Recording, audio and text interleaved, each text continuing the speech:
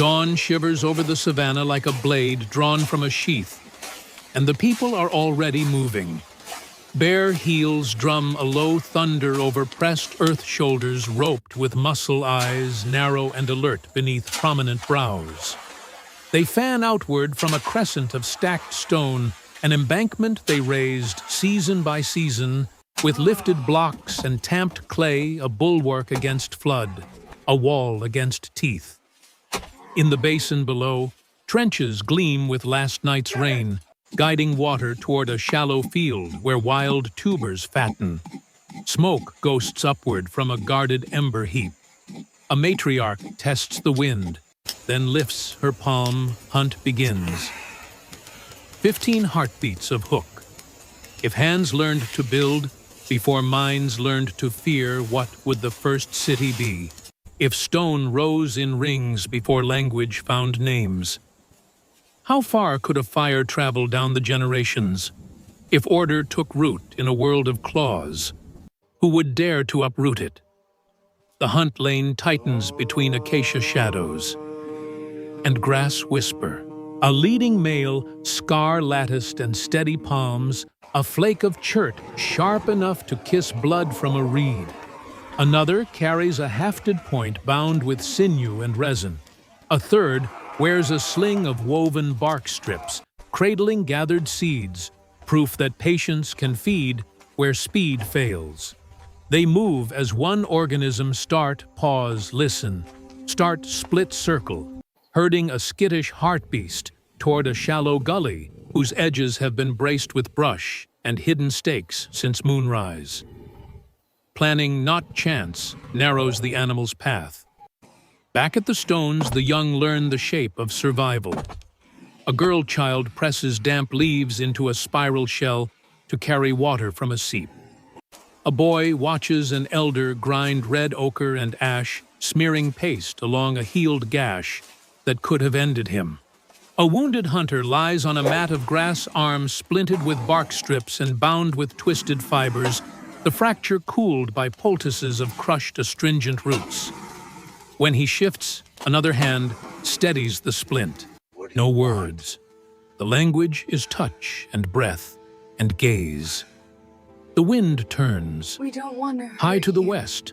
A rib of cloud darkens, spreading like ink in water.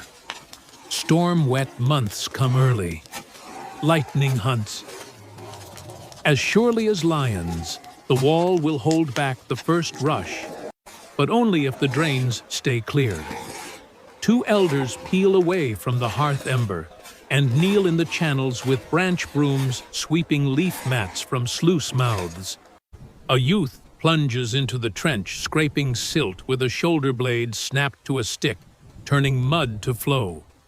Nearby, a ring of stones rises from the soil markers set along the sun's arc, aligned by mornings counted on fingers and shadows counted on forearms. When light slants just so, they will know when to pull tubers, when to set traps, when to burn grass, to call new green. A soft warning thrum runs through the herd of people. Vultures tilt in the distance. Not carrion scouts. Across a low ridge, dust lifts in two threads, not one. The hartebeest breaks into the gully exactly as planned. But a second presence rides the wind, another band, lean and hollow-cheeked, drawn by the same water, the same game, the same smoke's promise. Rival hands have learned the same tricks. Rival eyes read the same ground. The leading male checks his flank, adjusting the kill to the wall's shadow, instead of the open flat. The plan twists a new branch, take meat quickly, lash it to a dragging frame, and retreat under stone and fire, while watchers line the parapet with sling stones and spear shafts. A signal climbs the air, 3 quick clacks of flint to flint, picked up at the hearth, answered at the drains, carried to the tuber field. Children gather tight. Fires breathe harder. The wall becomes a spine. Muscle and intention tighten together. The gully coughs its prize. The spear bites. The animal stumbles into netted brush. Hands pull feet, dig stone edges flash. Blood steams on cool morning air. The frame is thrust beneath haunch and shoulder. Vines cinch. Bodies lean and drag up toward the ring of stones. Over the ridge the others appear at last, broad-chested silhouettes, and lifted arms, not running, measuring. A lioness patient god of consequence watches all from grass-height yellow eyes, steady as the storm line. The meat is not yet cold when the first sling stone is loosed, not in anger, but as warning. It arcs wide, cracking against the outer stone embankment, a thud of presence more than threat. The rival band halts. Their leader, gaunt and scarred from a healed jaw break, raises his hand not in surrender, but in reckoning. He sees the wall. He sees the smoke. He sees the children peering from behind stacked stones, and the rows of pointed branches staked into the earth like the teeth of the land itself. This place is not wild. It is held. He gestures low and slow, and his own gather behind him. A younger female at his side grips a stone axe. A child peeks from her back sling. Hunger is not a question here. It is written in every bone that juts from their ribs. The matriarch of the wall people steps forward. She is old, but not bent. Her face is lined not just by sun, but by memory. She kneels, gathers a clay bowl, and pours from a leaf-wrapped gourd the thick paste of boiled roots and marrow. She walks to the edge of the trench and places it down between the two worlds. A gift, an invitation, a test. For 3 breaths, nothing moves. Then the rival leader steps forward alone. He approaches the bowl, dips 2 fingers in tastes. His throat moves. Then slowly he takes the bowl and retreats not back to the ridge, but only far enough to share. This is not alliance. It is not peace. But it is pause. That night, both bands camp within sight of one another. Fires burn on both sides of the trench. Atop the stone embankment, young males take turns watching while the wind shifts. In the distance, hyenas bark. At dawn, the wall people dig deeper. Not to hide, but to hold. The wall itself becomes more than defense. It becomes definition. Around it they plant new tubers, placing sharpened bones as markers. They press the earth down with woven mats, creating irrigation channels guided by rocks that sparkle when wet. On flat slabs they etch not pictures, but patterns. Sunrise shapes, river bends, claw marks mirrored by ochre lines. Their world begins to speak not in words, but in records. And then comes the storm. The first bolt of fire splits the western tree. Thunder rolls across the plain like a beast with stone lungs. Rain falls not in drops, but in waves, erasing scent trails, softening earth to trap. The trench swells, then overflows. The wall groans. They do not run, they climb, they brace. One by one they haul baskets of stone to press against the weak point. Women lift children onto the central platform. Elders form a chain, passing logs hand to hand, wedging them beneath the sagging arch. But the wind fights harder.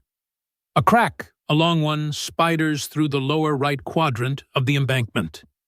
If it breaks, water will consume all the shelters, the food, the patterns drawn in dust, the idea that something could last. Then a cry. From the ridge, the rival band returns. No weapons, no fire, only bodies. They wade into the trench with the wall people. Shoulder to shoulder, they carry stones, lash vines, press bark into fissures. They do not speak. They do not pause. Together, they become a wall. And the wall holds. When the sky clears, All are soaked, scraped, blistered, but alive. At dusk, one of the younger rival women brings a child forward. She gestures to the food ring, asks not for meat, but for a place to stay. The matriarch nods. That night, a circle is drawn in the dirt, new larger, meant for more than one tribe, meant for something no claw or flood can unmake. The first civilization was not born of stone nor fire. It was born of choice. Days turn to moons. The wall is no longer just protection. It becomes foundation. Shelters are built in a curve mirroring the arc of stars above. Tools are traded, sharpened, reinvented. Children from both bloodlines chase each other through the tuber fields. The air is filled not with war cries or silence, but with rhythm, pounding roots, cracking nuts, shaping clay. They bury their dead in patterns north to south, heads toward the rising sun. They leave offerings, feathers, carved bones, braided grasses. Memory becomes ceremony. Ceremony becomes time. And when a lion is found dead near the outer rim, not killed by human hand, but by age, they do not burn it. They raise stones in its shape. Even predators are honored. Even fear becomes part of the story. From the ridge, smoke signals rise, another band watching, waiting. But now, the wall people are ready. They do not raise their weapons. They raise their hands. And so the first civilization did not begin with conquest, but with cooperation. Not with kings or empires, but with a bowl of marrow and a shared wall. Where once they survived, now they belonged, forever carved into the memory of Earth.